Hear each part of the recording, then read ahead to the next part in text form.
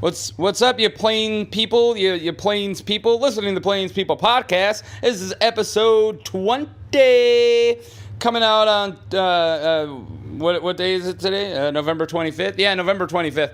Talking to Tony Tilton. Pretty cool guy. He's been around Fargo for a very long time.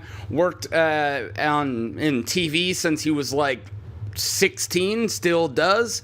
And also has got his fingers on a lot of pies around here, like the Fargo Film Festival, the ValleyCon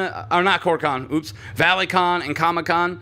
So, yeah, I got to talk to him about all that cool stuff, and this is a really cool conversation. And I'm glad he's a very busy guy, and I'm glad I could find him in... perfect. I'm glad I could find the time to get him to get into his schedule, and here we are. All right, I'll stop rambling, and all right, here we go. Listen to me ramble at Tony Tilton. Hopefully he gets some words in. All right, thank you for listening to Plains People Podcast.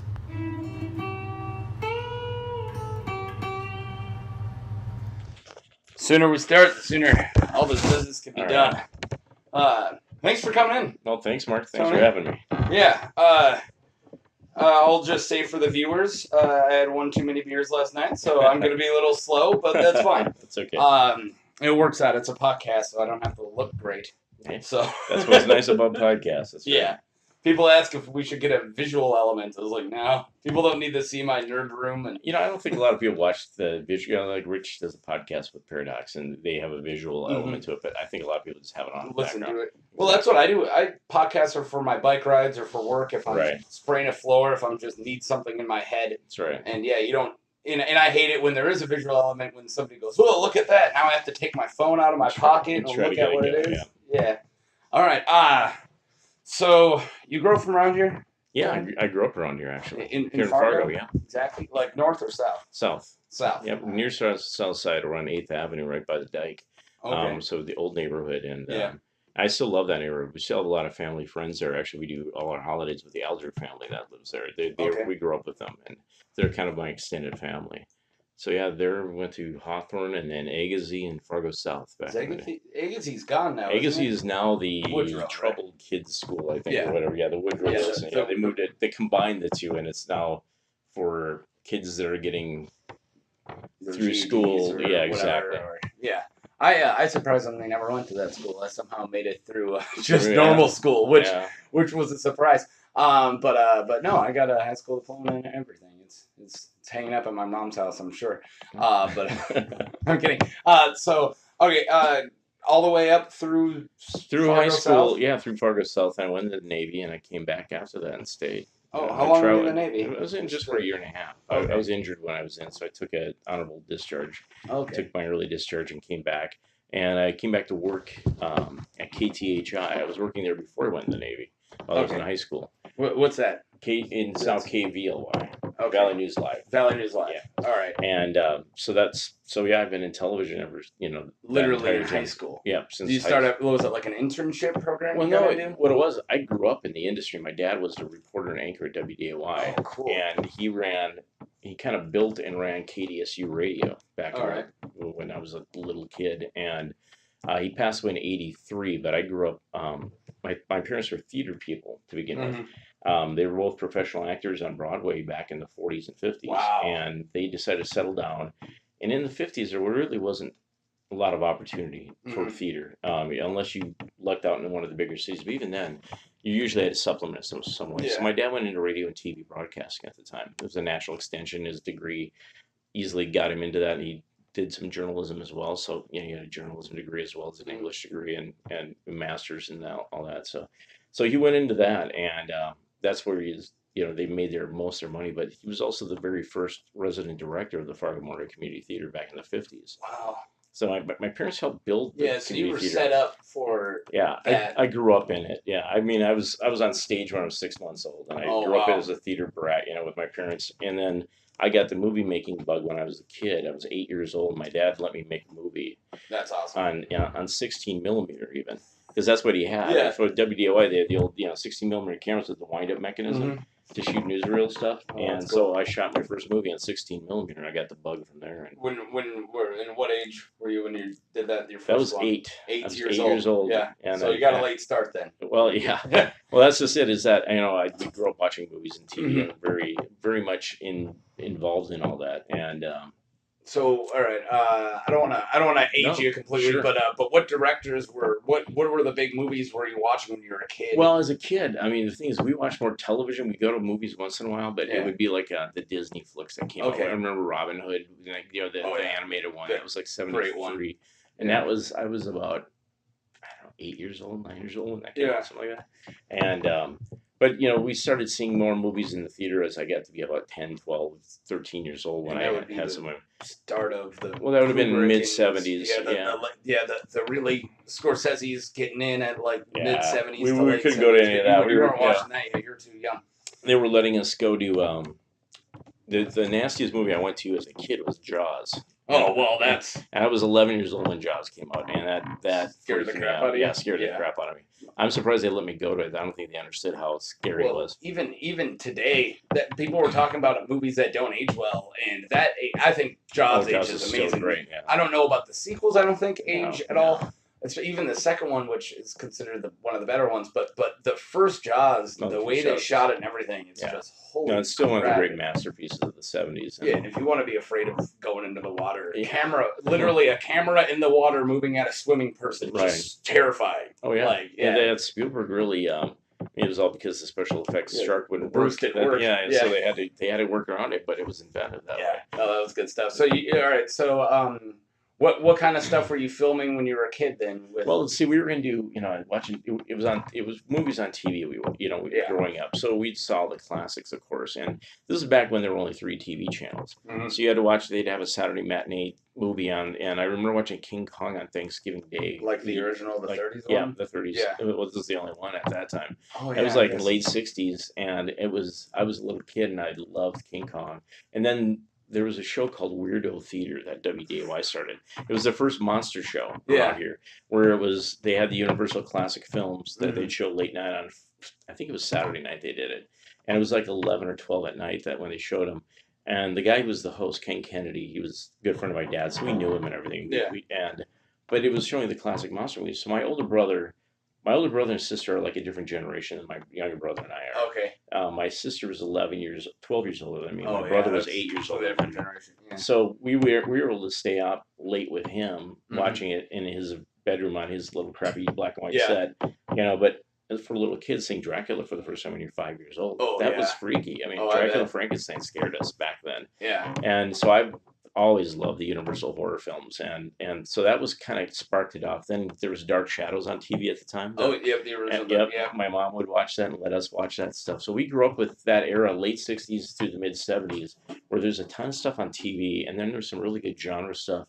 And so we grew up as genre freaks. It's a really good that it wouldn't be called golden age, but I guess the 70s it would be closer to silver age. But right? really good era of film. I often think like how great would it be to be closer to your age of getting these directors coming in right when you're at your Right. prime of Well, yeah, I You'd mean, be I a little remember older. Spielberg doing Night Gallery. Yeah. I watched Yeah, Night holy crap. Gallery when it was Yeah. on, and I remember Spielberg's episodes, and so yeah, when he hit it big, it was like, okay, Duh. yeah, Yeah. exactly. Well, yeah, and there was a lot of those directors at that time. Of course, Scorsese would be a little later than when you were Right. a kid, but then you had your Well, there was Kubrick and your bunch of other people. Kubrick was one of those that my parents loved Kubrick, but they obviously wouldn't show us certain things of Kubrick's. Yeah. Like Clockwork Orange, I didn't see You so couldn't- much later. Yeah. But we saw 2001 in the theater and fell asleep at the last Yeah, part of it. it- But it was It's for a definitely one kid- of the slowest films Right. I ever watched. That's 2001. I always say like it's one of those you have to admire for what it is and for Well, if what you it invented. If you and experience it in the amazing right way, we saw it in 70 millimeter, which Mhm. so the space scenes are just incredible at the beginning. I mean, it's like Well, it is a out very there. beautiful movie. It's gorgeous. It's just. But I mean, very after slow. about an hour and a half for a little kid, that gets to be a bit much. Yeah. So you want to zonk it out. I tried to watch it when I was I want to say 14, and I didn't get it. I was like, what am I watching? And then I studied more on that film specifically, camera movement, like that amazing scene where where Hal learns how to read lips. Right. Yep. And you learn, you know what's going on through the scene, not because anyone tells you, but because Kubrick tells you with camera movement, right? And nowadays they have to have a page and a half of dialogue. Or something, exactly. Or somebody's gonna be like, I think he's reading our lips. But yeah, if you don't pick up on that stuff, it was so hidden in there. It's such a dense movie, and if you just watch it surface level, it's like, all right, I'm bored. But if you really get into what he's doing, and be inventing things. I mean, he invented the Steadicam. He strapped a camera on a little kid's tricycle. Holy crap, which is something that then the next year everyone was doing. Exactly. And it still is. It's one of Steadicam. You can't do a movie without a Steadicam. No, I mean, and actually Halloween was one of the first movies to really use the Steadicam effectively. And it was a fairly new device, and people were kind of afraid to use it at the time. And used it really well for that, again, that POV look. And, but Carpenter was a film school guy who had studied that opening POV. It was 78. Yeah, the opening POV shot when he goes walks upstairs and grabs a knife, goes upstairs. That's right. That old bit was all Steadicam stuff. And it was a Steadicam, and even it's a little construed by the mask too, so you can barely see, and it's very fuzzy. And I love that opening shot because it sets up the tone of the whole movie, and it's so long too. Like you. And then the reveal that this little kid, it's like, oh my god. But, I recently rewatched like all the Halloween movies to get ready for the newest one, and that scene, I don't know if no one noticed or if they just went with it stylistically, but when he comes out with a knife and takes the mask off, and they're like, Michael, it's a little kid. The cops and the mom just like stand for like a good minute. Like they just, all right, let's just stop and just like, stare at him. Right? I was like, I don't know if that was like supposed to happen or it might have been a stylistic. It's like, oh, you're all in shock watching this kid. Oh, okay. But my thought was like, Michael, just run. Like they're just staring at you, man. You got nothing. But all right, I'm gonna go on a couple movie tangents because I love movies so much. But all right, so you got the acting. Did you get the acting bug 100%? Yeah, I did actually. I mean, there's something about being on stage. But the thing, stage is fantastic, and I grew up with it. But the problem with acting, I mean, I do more acting for film stuff now, and I'm trying to finish a couple films right now. But the thing is it's time. No, I don't have time. I work so much. And doing stage, the last show I did a play for the Algers actually, and we did a play of Martin Luther, for the 500th anniversary of the Reformation, which was just last year, and we played it to a couple of the churches and stuff because they do like a religious play group where they'll do things like that. And Jim had asked me to do it, and I just couldn't say no, and I did it, and but it was a lot of work and a lot of time, and it's just one of those things that if you don't do it a lot, you're getting your chops back, and it takes the time out of you. Yeah, the time commitment is tough.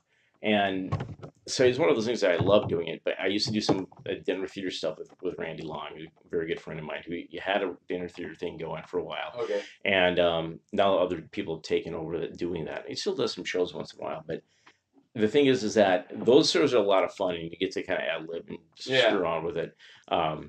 But again, I like being very prepared for something like that. So for me, it's like I need a couple of weeks to get ready, get everything nailed down and stuff like that. And with your schedule, it's just almost impossible. I think that's why I tried to get you in here, like 3 weeks ago. Yeah, and my schedule was, I guess, and I wasn't taking it personal. My schedule's, I mean, I work 40 to 50 hours at the factory, and I got about 3 hobbies on top of it because I love staying busy. So when we go out and drink, I enjoy going out and having fun with my wife, but it's always just like, all right, let's just throw a Molotov cocktail on the rest of the weekend because then my energy is dead and I have all this other stuff I got to do.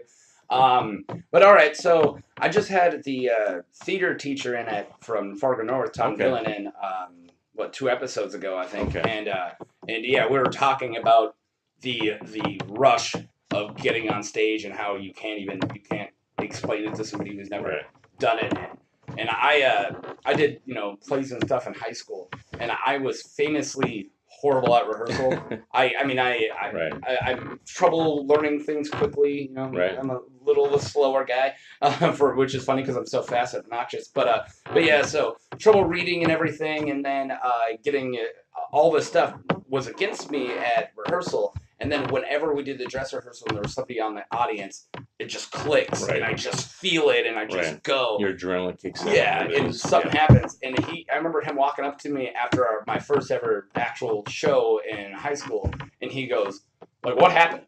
Like I was so afraid, like, oh, is Mark ready for this? And then he just killed it, and I was like, there's people. Right. Like if you put people in the audience during Right. rehearsal, I'm gonna start killing it. And that's there's that energy, that amazing. It's hard to. Well, that's really what rehearsal's about. I mean, my dad was a really great director. He was known for that, and actor, and so was my mom. But I mean, they drilled that into you that the rehearsals. You may not be great in the rehearsals, but at least they can see the spark and stuff there. Mm-hmm. It's the main thing is that you're getting your lines down, that you know the show, and then when you get into the show, they know that's going to kick in, and all that energy is going to kick in, and your brain suddenly becomes crystal clear, and you have it down. You have to have that. Yeah, just right. like the problem is if you're really nervous and you react to it being nervous. If you can't handle that, then you can't do it. Mm-hmm. But as long as you can handle that part, you're in pretty good shape. Mm-hmm. Rehearsal is basically to get you to memorize enough of it, the motor movements and your lines, so you know what you have to do. So that comes naturally then at that point during your performance. I feel like and also there's such this slave to dialogue where a lot of people you just have to do everything 100% right. Sure. And a lot of shows that I've seen is if you mess up a line, as long as you get the point across, no one in the audience is going to be getting up and leave because you accidentally said one word wrong. I remember doing a show in high school. Arsenic and Lace actually got Best Supporting Actor for that. Nice. That was a play. When I was a freshman, that was a play at the high school, and I remember. Arsenic. It's a great play, slapstick comedy, and a classic. And I remember in the middle of the show my parents went to see, which was that opening night. Somebody messed up a line, and for 5 minutes they were completely off track. Oh. And then we got it back, and and they didn't know, and they'd done this show 100 times. I mean, and they didn't know that there was a screw ups, and that was a great testament to the fact that we at least had it down enough. And that's what you aim for when you're doing a theater show. Well, it's about it's you don't have to be so stuck. If you feel the energy and move, everyone's gonna see that you're enjoying it and that you get it. Yeah. And that's what's important, No one's got a script in their hand. But okay, so did you do plays up throughout high school then? Yeah, I did plays all the way through high school and some after. I worked with Straw Hat too at Morehead State when I was there. But that was a thing way back then. Yeah, Straw Hat. Straw Hat's been around for 80 years. Yeah, so it's one of the longest running theater groups around. Actually, Straw Hat was really known as one of the top in the country for a long time. Wow. It's not quite at that level anymore that it used to be, and I would hope it grows back to that. But the theater department is quite a bit smaller than it used to be. Yeah. That theater department used to be pretty big, and just the way school has gone, it's kind of people decided to study other things. Yeah. So, but I didn't do as much acting as Straw Hat again. My schedule, I was working full time and a second part-time job all the way through college. Wow. And also married, and at the time. What did you go to college for then? Would it be broadcasting and stuff? No, I went actually a film degree. Oh, okay. Yeah, and with a couple of minors, and so speech communication, film, and some journalism. And where was that at? It was MSU. It was Morehead State at the time. Did they have a good film program? They had the only film program. So you had to do it, yeah. Well, and back when I was there, it was Ted Larson running it. So it was a film.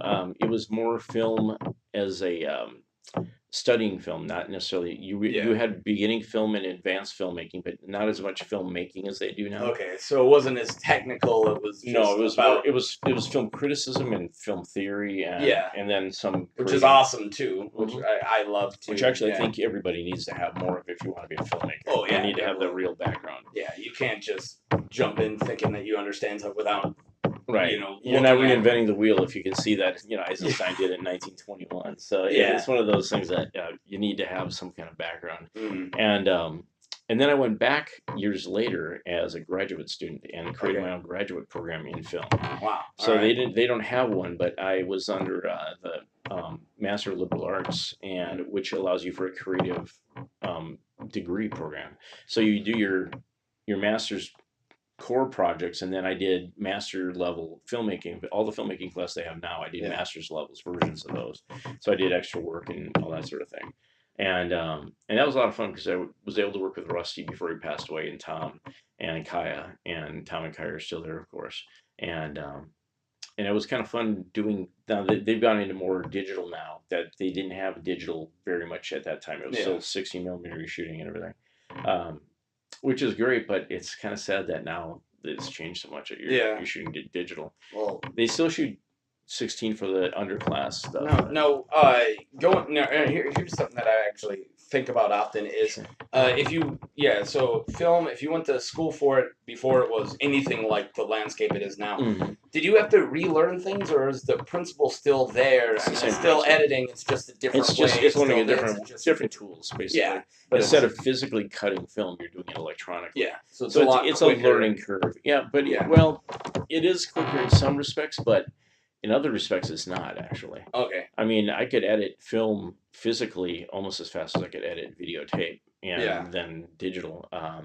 Because you're still jumping back and forth, finding clips and things like that. I mean, you can do more, with the digital realm where you'd be finished faster, and then you can polish it up quicker. With film, it's a little more, a lot more work, especially cutting your sound along with your visual image. I think about that. I was watching Hitchcock's Vertigo, and when I was in school, we watched it in school, and I went to art school, so we did a little bit of like practical how to make film. Right. We had one class on it, but a lot of it was film theory, and most of it was Hitchcock. Right. And we didn't really get. I don't think we moved past Hitchcock at all. Really. Well, you can pretty much teach the whole thing, though. Yeah. Well, it was Rebecca, Vertigo, and Rear Window was like that was all right, and that was pretty much we got a lot of it done. Yeah. But I remember thinking there's this scene where he's going crazy, and it has like Jimmy Stewart's face, like doing this weird subjective crazy dream sequence, and I was like. I was in school for multimedia for like computer stuff. I was like, how are they doing this without a computer? Like I had to think about that. Like, so they animated it and put it on top of it. Like, what did you? Yeah. Well, and the thing is, I taught myself how to do all that because back when I was making films in Super 8, I built an aerial image optical printer. And what that is because I was making a film. A swashbuckler that needed special effects, and it was like a Conan type film. It started off as a Conan movie before the Schwarzenegger Conan movie was coming out, and then we said, no, we can't really do that, so let's do this instead. So we made it into more of a swashbuckler thing, but it had a fantasy element to it. We were all into D&D and stuff at the time, and so we needed to do some stuff with like lightning bolts and things like that. So the only way to do that, we were huge, and Star Wars was the big one for us, obviously, when that came out. And learning about special effects and how they did that. So learning film technique, it teaches you how to do the stuff. So when you go into the digital world, it's just easier to do it. You have different toys, but you're doing the same thing. But you have to film multi-planes of film. So you shoot your element, and then you go frame by frame, and you project that onto what it would be is a movie projector shooting onto a 45-degree angle mirror, a front surface mirror, so you wouldn't get a double ghosting effect. And that would come up onto a plane of glass, but you'd have to have a convex lens under that, which is like a magnifying glass. Yeah. So that you could focus it on the plane of glass, you get a clear image on that glass. Then that's on an animation stand. And then you take an animation cell, lay it down over the top, and you'd paint the one frame of the start of the lightning bolt coming across. And then you'd rephotograph that. Yep. Then you do this, advance a frame, lay a cell down, paint the next one. It's very time consuming. It's very painstaking. I bet it took a long time, and after doing it, then I wound up actually finishing on in my TV. At KTHI back with a television with digital effects instead. Not really digital, but TV effects at the time. It's very painstaking. But once you've done that and you understand how that process works, and I did some frame by frame animation as well. You realize what these guys are doing for films like Star Wars, and you realize why it takes so long, and they have multiple teams working at the same time. Well, they invented the wheel as they're doing it, and I love looking back at what Industrial Light and Magic had to like. Okay, guys, I have an idea. Let's make a whatever $1 million movie. We barely George Lucas just goes, all right, guys, figure it out. I want this. Yeah, the idea behind motion control wasn't necessarily new. It just hadn't really been done. Yeah. And they didn't have any of the mechanisms to do it. They had to build it themselves. Yeah. So they had to build the gearing mechanisms to move the camera. Because motion control basically is so you can film like shooting a miniature of a spaceship flying by. Yeah. The spaceship isn't flying. The camera's doing the movement. Yeah. So you have to build a track that would go past the model. Like the original Star Trek TV show, they did that, but they didn't have the mechanisms. They just shot in real time, and they'd run a track past the ship so it'd be flying past, and with a blue screen, and then you'd mat out the blue and put in a star field. And then of course with TV they didn't have as much time, so sometimes you lose the edge of the line and stuff like that, and you have some of that in Star Wars sometimes in Trek too. Wasn't that famous for sometimes that you could see either the track it was on? You could see a track where you could see the matting where like part of the engine would disappear or something like that. You know, that sort of thing. Yeah. Where part of the space was shining through. But that actually happens in Star Wars, the original Star Wars, several times. There's several shots like that. I'm too busy just being amazed. Right. I mean, you don't really notice because it's going so fast. But but what motion control does is you're able to program a computer, and this is like a TRS-80 at the time. This is a very basic computer. This is mid-70s when they were doing 75, 76. So all it could do is plot an XYZ coordinate on it. So they would say, okay, you're going to run this track for this amount of time, and the camera's going to run at certain frames per second. And then they'd rewind it back. So they go back to the start point. Then they could do it again and again. So it would replicate the exact same movement over and over again. And what they do is they'd roll the film back as well. So they do their first pass of the model, then they roll it back, and they do the second pass and not light the model and just have other things in the element, and that would be exposed. So it'd be multiple exposures on top of this. And then at the end of it, they'd put it on the optical printer to add in the laser bolts and things like that. Wow. So it was some pretty amazing stuff that they did. Just to create these effects. Okay, let's. I know we're getting way in the technical. Let's jump in. Let's jump away from that and get back into. All right, so you weren't lying. So you were like born right into TV and acting stuff. So right away, so you were already working at the station even before you got out of high school. I was in high school. Yeah, I was actually working at the Fargo Theater. When I was 15 years old, I got a job at the Fargo Theater. My older brother was working there, and he had left going off in the Marines, and I knew the manager and still some of my brothers. Was that the only theater in town? No, there were several. I mean, we had West Acres Cinema, which is in the mall. It was where food court is now. There were two theaters there. That was West Acres. There was the Fargo and the Lark downtown. The Lark was where across the street from where Paradox is. That building there, that used to be a parking lot with a building on stilts. Cinema Grill, I remember when it was that. Right. And originally it was the Lark, and it was a nice theater with a big screen in there, and they cut it down the middle for Cinema Grill and everything. Then you had the Cinema 70 out south of town, and then you had the Safari was built in the late 70s in South Moorhead. So that was your various theaters. Then we also had two drive-in theaters, the Stardust and the Moonlight. Yeah, the Moonlight was South Moorhead. Right where that Days Inn that's being renovated, right across from them, that was the Moonlight. It was right down there. Wow. And the Starlight was up on 19th Avenue North, right across from where the Dome is right now. Oh, cool. Where that Osco and all that stuff is. That used to be the Starlight Drive-In right there. Wow. So Fargo didn't extend past those boundaries, just growing ridiculously. Well, even since I was a kid, it's crazy how much. I grew up. My first time going to West Acres was a gravel road on 13th Avenue. That's what I was told. I was told when West Acres was there, nothing was there. It was just the interstate bisected. It was all fields around it. They thought it was a big boondoggle, and look what it's generated. Well, now it's not even close to the edge of town now. Well, it's like smack dab in the middle. Well, when we were kids, whenever we would go to West Fargo for whatever reason, it was more like driving from Fargo to Holly. That's what it was like going to West Fargo, because it was wide open, empty space. Yeah, all that stuff on Main. On Main, it went on Main to a certain point, but then it was all fields for about a mile, and then you would finally get in the outskirts of West Fargo. So it was weird seeing all this growing in. Yeah. But yeah, I mean, now we're almost one thing. Is when I'm biking, I don't even know when I get into West Fargo and somebody will say, "Hey, where you at?" And I'm like, "Oh, South Fargo," and it's like, "Oh, I'm in West." Yeah. The streets all of a sudden flip, and that's why I know. I'm like, all right, I don't know what that street is. It's going, I'll bet within 10 to 15 years that we're solid up to Mapleton at this point. Oh, I bet. Just the way that the growth is going. Yeah, no, it's even when I got out of high school, so this is 10 years ago, I had a friend who moved into Amber Valley Parkway, and that was the edge of town. Right. That's 10 years, and now it went through, it's just going. It's crazy. Yeah. But I mean, growing up, high school, I was I was a sophomore in high school, and I worked at the Fargo Theater, got a job there. And actually, Roger Learn, who was the manager at the time, he actually helped me get my Social Security card. His wife worked in Social Security Administration, because back then you didn't get a Social Security card right away when you were born. Oh, really? Yeah, you had to get it later on when you were like a teenager. So we had to go get a Social Security card. So I got it through so I could start working there that summer. So I worked there for almost 2 years and did everything there.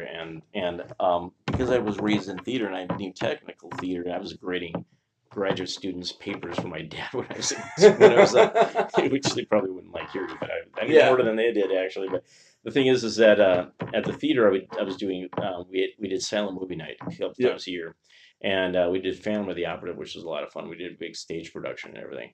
And so I did a lot of lighting stuff with that, and they were pretty wild by that. And Ted Larson was on the board. He knew my parents. Actually, Ted was a student of my parents when he was in junior high school. Oh, wow. He did theater with my parents when they were at Kimbranda Community Theater back in the 50s. So Ted had known me like all my life, apparently. And he knew I got the theater bug and the film bug. So he was bugging me to keep doing it and stuff like that.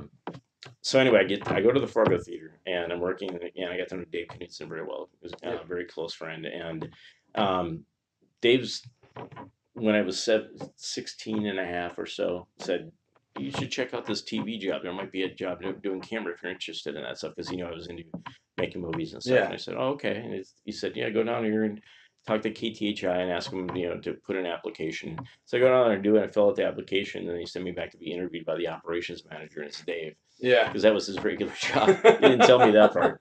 So I was the first like, I know a guy. Yeah. It's him. And what happened is that at the time, KTHI had just been bought out by Morgan Murphy Television out of Wisconsin. And a new general manager had come in, John Rubeski. And their goal at the time, KTHI at the time was a distant third in the TV market around here. There was WDOI and KXJV were the two big ones. DOI was always number one. KX was always working to be number two. KTHI was way in the distant third. And they were trying to build it up at the time. So they were going to invest some money in and try to do some things with it. So they were trying to recruit some young talent. So I was the first person that John Rubeski hired, actually. He said, I'm going to take a chance on you. Dave says you're good. And so I was thinking Dave and John, and then Dale Bosch, who was my other immediate supervisor for that at the time. Okay. So I started doing camera and lighting there. And pretty quickly I started directing. And that was kind of interesting because you have all these college students that are going to school for this, and I'm directing them. And there was some resentment at first, actually, on some of them. Because you were still a kid. I was a kid. I was a 16, 17-year-old kid. But I had a better visual sense than most of them on a lot of this stuff. And then we did some creative stuff. This is when TV would do more creative stuff back then. We used to do, aside from the Weirdo Theater, that had been gone for a while. And Mad Frank didn't start up yet at KVR for when I was doing this. He was several years away yet. But we used to do Tarzan movies on the weekend. KTHI had the Tarzan movie package. So they would do a late night Tarzan thing around Saturday afternoon, and one of the PA guys there would dress up as like a Tarzan kind of character and do comedy bits in and out of the movie. Yeah. So we shot stuff like that. We did a show called The Late Night Alternative, which is our version of a Saturday Night Live kind of show. Yeah. And that was a fun show to work on. So I did some of that stuff, and then I went off to the service. And while I was gone, I kept in touch with everybody. And when I was coming out, I was getting out of the service, I said, well, I'd like to come back and pick up where I left off. So they hired me right away. And I came back, and we did a late night alternative episode with me coming back from the Navy and stuff, which was kind of fun. So it was a fun time at the time. We had a lot of people that were in school for that, but there was a creative outlet aside from doing the newscast. So TV's a lot more about. Seems like it's completely different. Like you're not even describing the TV I know. No, it's not. Yeah. Well, TV is more corporate now, and that's the way across the board. I mean, we do local production stuff, but it's all, it's like buys and stuff for us, obviously. And things along those lines, but there's so much production during the day. We're on the air almost constantly with news. I'm the morning director, and I've been doing that since 1987. Yeah, you said you wake up at like 4 or something? I know I'd be way late if I wake up at 3. I'm there at 3:30. 3:30 Monday through Friday, and we're on the air at 4:30 now with our and the show I created, The Valley Today, back in 1988. Okay. And with Rob Kelly, who at the time he was an anchor reporter of ours, and he came to the mornings. We were doing the morning cut-ins, and we said, why aren't we doing a half-hour morning show? And we pitched it, and they didn't want to let us do it because they didn't want to devote any resources to it. They didn't think there was any reason to do a morning show. We were arguing it, so they let us do it, just the two of us. Yeah. And then he left shortly, like 6 months into it, and Mick Kerr came in. So Mick and I did it for 11 years together before we got any extra help at all. And it was just the two of us doing, just directing everything. What it was is we had to do it on mass control, where you have a video board, but you're also jury rigging audio to make it work. Yeah. You have video tape machines, so every tape you're running is running out of 2 or 3 machines, so you're ejecting tapes, queuing them up, and running it. Jeez. Character generator, which is a big typewriter, but that's all your character on the screen. And you're doing all of this stuff while Mick is anchoring it, so we kept it like just 2 cameras, I'd cut back and forth to him on 2 different shots, and I'd set up his weather, so in production control, which is across the hall, so we could walk over and do a chroma key, so I could just take production for that, but that's the only thing we could do with it. So we kept it that way for quite a while. You said 11 years before we had extra help, What the jeez? And then we got first co-anchor with him was in 1999. Yeah. And it was Amy Hawker, and she was here for a short time. And then was it 99? Yeah, That's and then Stacy. Way later. And then Stacy Deffenbaugh then came in after that. Stacy was great. She's down in Florida right now. And so we were there for 9/11. First station on the air with 9/11, because I saw it happen live on our satellite hookup with NBC. Yeah. We were actually in a local cut-in at the time. The Today Show and all these morning shows work with it. They pitch it to the morning local things about 7:25 is when our cut-in would happen. So we go to our cut-in, and it's 7:25 and 8:25 their time, and then they come back on with their local broadcast saying a plane has hit the World Trade Center. I see the footage from the helicopter of the smoke coming out. Oh. So Mick is out at Big Iron at the time, doing live shot there while Stacy's back in the studio. Well, and I told him we have to go back to the network. A plane hit the World Trade Center. So we go back to the network, and within a few minutes, then the second plane hits live on the air. And, wow. I was probably watching your guys' broadcast. I'm assuming. And we were NBC, so I'm about to make you feel old. I'm sure. That's all right. I was in 6th grade. Yeah. And I walk in, and Mrs. Lisco is my 6th grade teacher at Horseman. Right. And she had the TV on, which was rare, she never turned it. We had one in the class and everything, and then we saw it was just the first building, right? And then it was like all the kids. We had no clue what was going on, right? We were just like, hey, we get to watch TV, whatever. Right. And then somebody goes like, it was coming in right away then it was an attack, and I was like, how do you know it was an attack? And then the second one came in, and even as a 6th grader, I was like, okay, clearly something's up. Yeah. And just so you guys were watching all that, and you had to work to put it all up. Like that would have been just so chaotic. It was, and then you're just in shock. Well, then at that point, you're just on network the rest of the time. So we're not going anywhere. So I contacted our manager and everybody else. So we're in network coverage the whole time. The one of the strangest things about 9/11, though, 9/11 was devastating for everybody. And seeing everything happen in real time, because I was there for all of it. And my sister was due to be in the Pentagon that day. She was in the Navy. She was a lifer in the Navy, and she had canceled her appointment to be there that day. Otherwise, she would have been in that wing, and probably would have died in that. And she knew everybody that did die in the Pentagon. All of us, my older brother, knew a lot of people too that passed away in that. I knew some people that died in New York and in DC. And but aside from the thing that I always remind myself of this, you get complaint calls all the time on television about every thing, every little thing, and stuff you cannot control. Stuff sometimes you made a bad decision on, or the management did decide to run one thing over another, whatever it might be. But we were getting complaint calls from people that wanted to see their soap operas on 9/11, and they were so angry that we weren't running their soap operas, and we had to explain to them, listen, Days of Our Lives is not on today because NBC doesn't have it on today because of this event that's going on.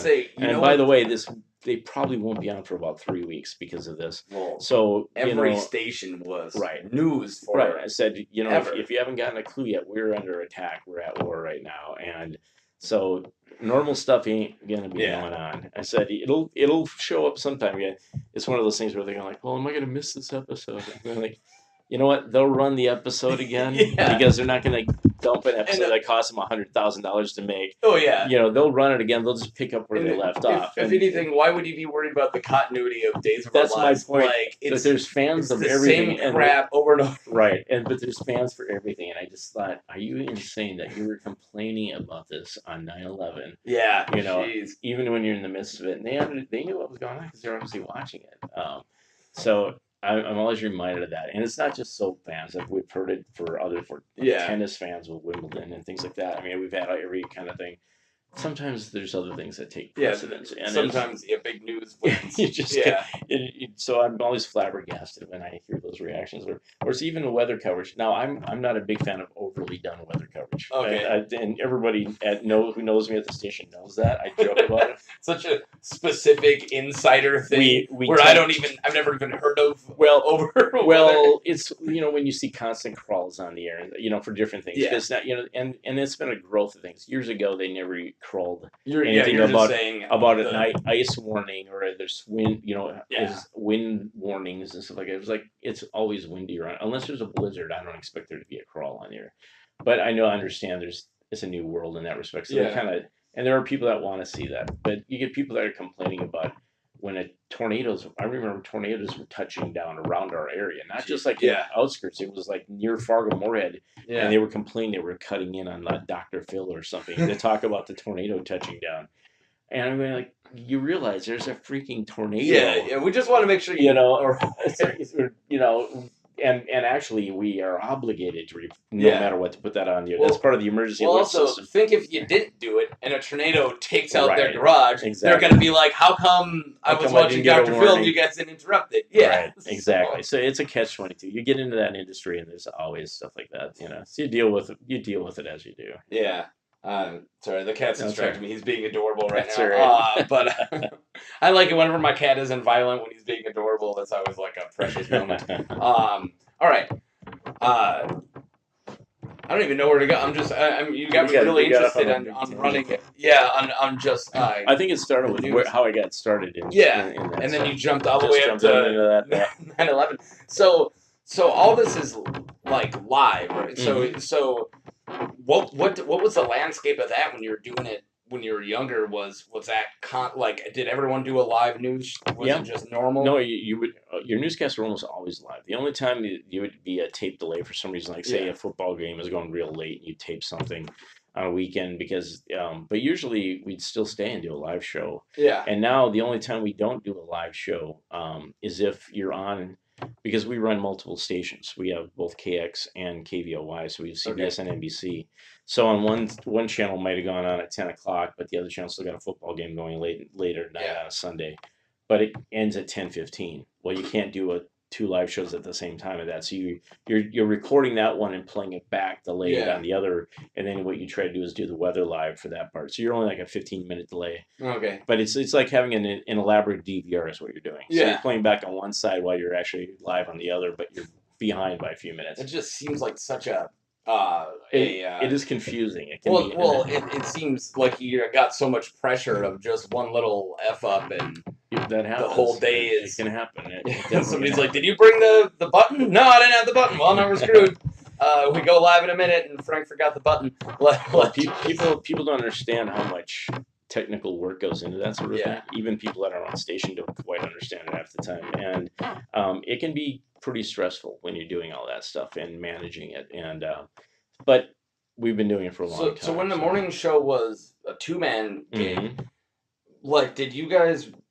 Was there somebody who was information gathering? Was there somebody who was doing? Mick and I would both do that. I mean, we had this is back in the day before our computer system. So you couldn't. We had the wires. You'd actually tear wires off and retype them on a script. Okay. And the way you assembled the script is actually it'd be like an old NCR form. You have 4 pieces of paper color coded. They'd be carbon copied. So you type your script onto that, and at the top, you'd tear the perforation off, and then you'd have these little strips for glue. So you'd put your script together in one long roll, and that would literally roll through the teleprompter, which was a camera mounted here. Yeah. And you'd have a little wheel that you control to roll the script through. Okay. Well, if the paper got twisted or something, get bunched up in the prompter, so you were stuck. And so you'd have both of you guys were in front of the camera. No, he was in front. I was behind the camera. Okay. But I was in the control room. So I had a copy of the script with me to follow along, and then Mick had a copy, and then we had one going through the teleprompter. But if something happened, or if he needed to drop something, he and I got such a good short range communication. Well, I was just gonna say you had to have code. Yeah, he would jump to the next thing, and he'd basically know that I was following along, or say that we're dropping this or and go to the next one, and I'd just read or if the teleprompter stopped, was he away? Where he's like, well, then he would just go into it. When he started reading, I realized the prompter was screwed, and then until we could go to a commercial break, we couldn't fix it. Yeah, you wouldn't be able to run out there and fix it. Yeah, we didn't have a camera person, a production assistant, or anybody at the time for a long time. Ran like that for 11 years before you just we got started anybody. We finally got a PA and a co-anchor, and the PA was kind of running around doing all that, taking care of that stuff, and then we got a producer. You couldn't have just snagged an intern to toss them in, right? You can't do that way. Interns can't be doing jobs like that. Actually. They can't. Not with. You can't take a job as somebody who would be paid for that job.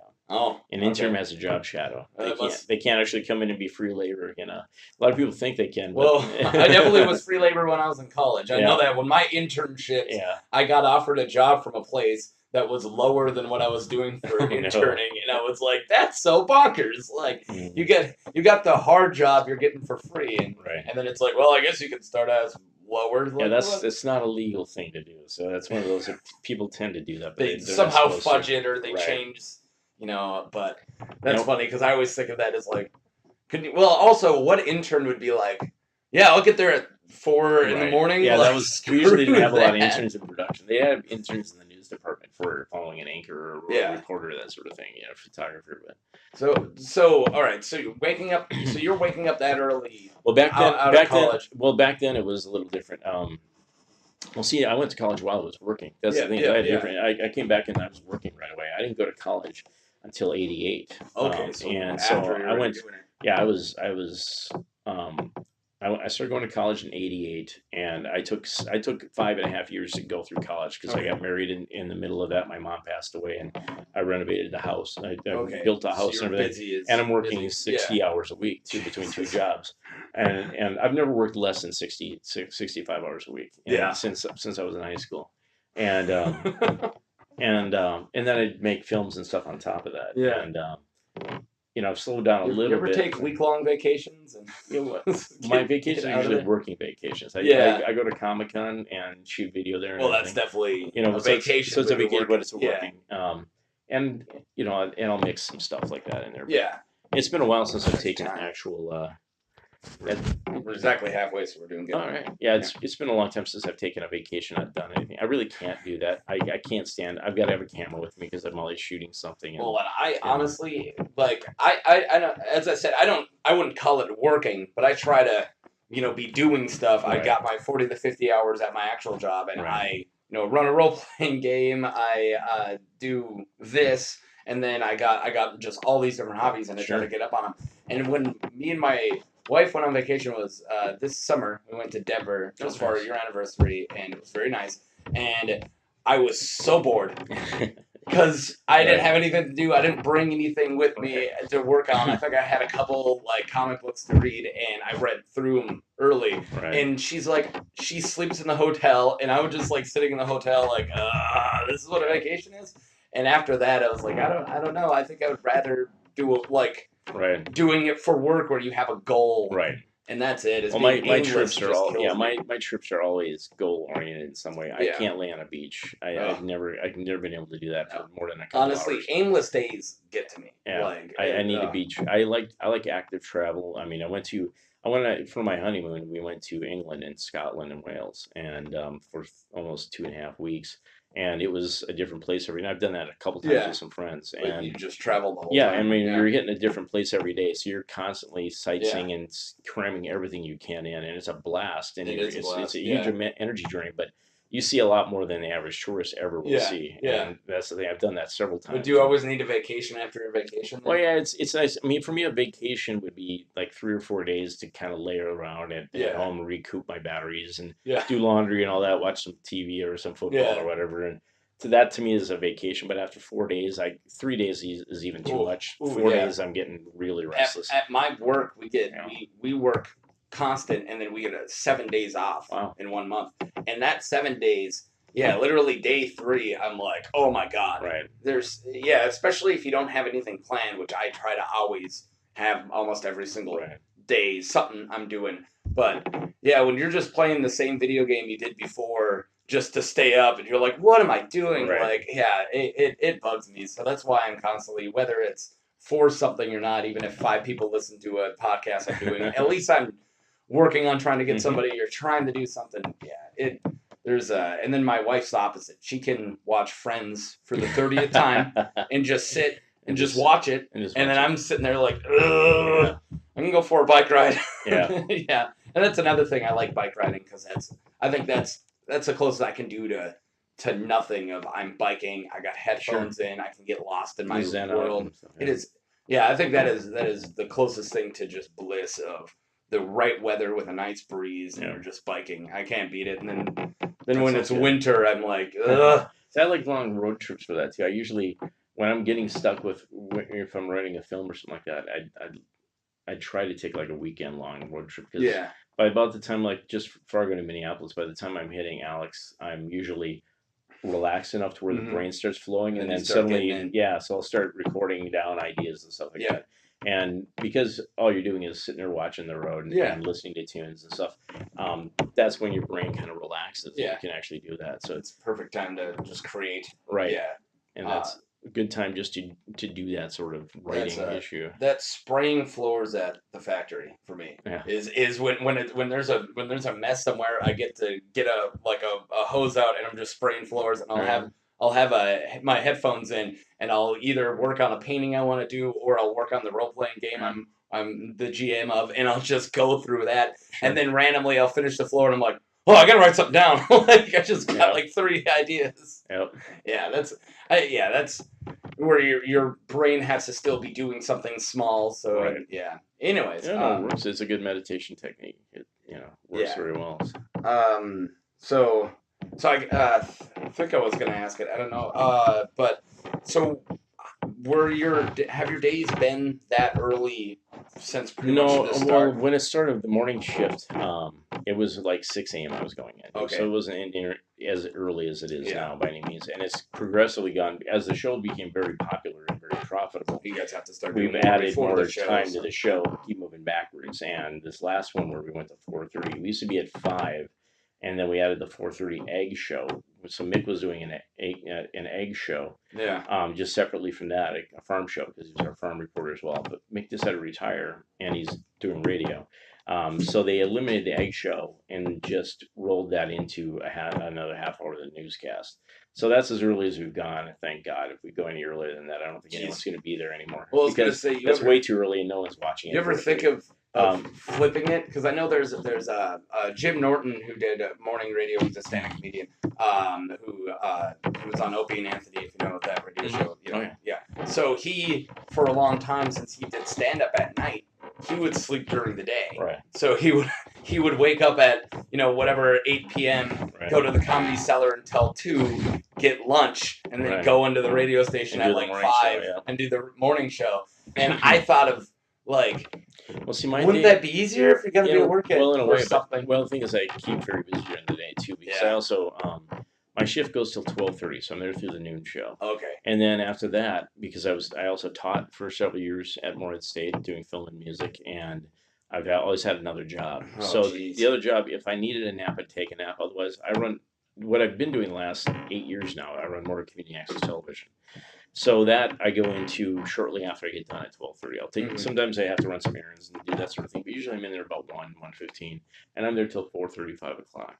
Yeah. So I'm pretty solid from 3:30 in the morning till 5 p.m. Jesus. And so then when I get home, it's eat something and decompress and relax. I found it during the week, unless there's some big event coming up or something I really need to work on, I tend to veg out a bit on during the week. And so by the time I hit the weekend, I recharge my batteries. Friday nights, I don't go out on Friday nights anymore. I used to do that. Yeah, I need to take a nap if I'm going to go out Friday night. Yeah. So if we go out to a movie, a girlfriend or some friends, we want to go out to a movie, I'll take a little nap so I can stay up.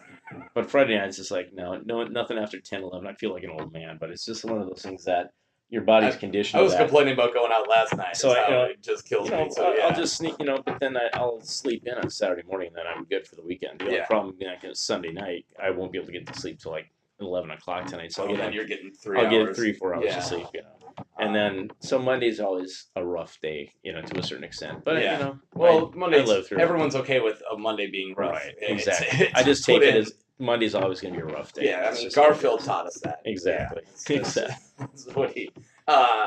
Yeah, I gotta flip my sleep schedule. We have 48 hours where we'll go 8 to 8, Right. and then we'll have 48 hours to go to the other 8 to 8. Okay. So a lot of the hardest thing of my actual work isn't that hard. It's the schedule is what sucks. But I have to then, when I get off work at 8 p.m., I have to now just work for 12 hours. I now have to stay awake as long as possible, and then that next day try to sleep during the day, which I'm bad at, and I have to do it all the time, and I'm not good at it. I'm a light sleeper, so it's horrible. Right. And then try to push it that. So a lot of it is playing video games until I get too tired, and then I'll walk to IHOP and get coffee and something, and then walk back, and then try to push it, and everything's as slow as possible. So somebody is like, "Hey, you want to do IHOP?" Yeah, you want me to pick you up? I'm gonna walk because I want to take extra time. Sure. Because I gotta push it all night. So so that's the opposite. But what I'm saying is that running on 3 hours of sleep. Yeah. You get it's horrible, but your body gets used to it. It does. It does get used to it. I mean, Mondays are only rough if I'm really exhausted in other ways. The 3 hour sleep doesn't bother me so much. Yeah. That I'll crash at 8 and then I kind of reset for the week and I'm good for the week. The only issue really comes if you have a very, very busy week and then suddenly you don't have time. When I'm running an event and that's coming up, that's when the time crunch gets even worse. So I'm trying to get a little better about performing things well in advance. I run ValleyCon, comiccon. I was about to ask you about the film festival. Fargo Film Festival. I'm a founding member of, and I'm running the chairman of the student committee this year, and I run the Fargo Fantastic Film Festival. We just started now a kids Fantastic Film Festival that'll be in March. Okay. And that's not so much work though for that, but I mean, and I love doing those events, and I created it. But the little bit of free time you got is now. Well, it's just that you have to be disciplined about how you do that, and that you have to do certain things. So I find it's best to kind of take a big list of stuff. Like in ValleyCon, I've got to do all this different stuff. Right? Yeah. So I'll sit down for a day and just crank through all that stuff and try to get it worked out. And the thing is, trying to do that a little more further in advance so I can be ahead of myself and I'm not doing it. Okay, the deadline's tomorrow. I've got to do it all tonight. So let's go. I want to get through all three of the things you just brought up. So how did Fargo Film Festival? When did that? Pretend like I know nothing because I do. That started off way back. This is now our 18th or 19th year. 18th year, I believe. Yeah, and that was shortly after 2000, right around 99, 2000. Okay. Margie Bailey. People had talked about doing a film festival for a while around here. We decided to do one, and I knew Margie from working with her, obviously through the Fargo Theater. I worked there part-time as well later on. Yeah. And then I did a feature at the time that we showed at the Fargo, and then I showed it again in the film festival later on. It was not completed when I first showed it, and I'll never do that again. It was one of those where it was like 90% done. Yeah. I was trying that 1%. I was mixing the music live. Wow. Yeah. And some people didn't know it, but it was not complete the way I wanted to because I made the mistake of giving a deadline and adhering to that deadline. I should not have done that. So I'll never do that again. Get it done first before I plan that stuff.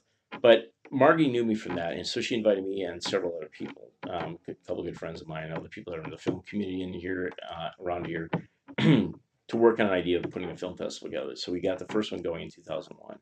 So Fargo Film Festival started at that time, and it was the first weekend of March is when we started. Yep. It was that way for many, many years, and we got hit with different weather issues and things like that over the year.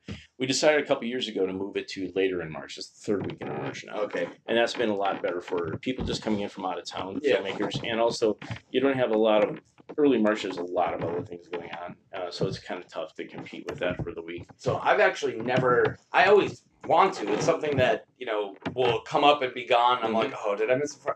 But I got friends who go a lot, every year.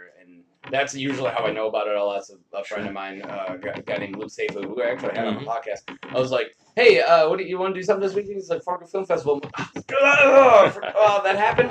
And but all right. So explain to me. So what's the format? So people bring in. What happens is it's done online now. It used to be where they physically send us tapes and things like that. We copy all those for the judges. We have a big group of judges, like 7 to 9 in each category. Yeah. And there's multiple categories. For feature, for shorts. Then there's documentaries, and it's split up under the genre, that sort of thing. So we have a big group of volunteers, and what you do is you have a leader of each one of those categories that organizes those people, and you're watching the films that come in. Now it's all online, which is so much easier to do. So everyone can log in and they can watch them on their own computer at home, and then you rate those films, keep notes, and then we get together and we vote on the ones that we want to show. Okay. So in any given category, so for student film coming up, we've got about 40 some films, and we already pre-screened out about 15 films. So there was like 55 films that came through. But we pre-screened those and said, okay, these won't make the grade automatically. And so then we leave it up to the judges to look at these last 35, 40 films. And then we have to whittle it down to how many minutes we have available in that category to watch. Yeah. And so we don't pay attention to the minutes so much right when we start voting on it, but we pay attention to the quality. You want the highest quality films out of everything. Our golden rule, which has been set by Margie and Emily Beck, who's running the Fargo Theater now and for the past many years and the film festival, is that if people only came to the theater for the film festival and they only saw this one film, would it be good enough to represent the film festival? And that's kind of the criteria you go by. I mean, yeah. When you have a lot of things coming through, so you have to be cutthroat on some of that stuff. Yeah. You have to be tough. And we've had some really good films that had some errors in them or some technical issues and things like that, and they're not going to watch it.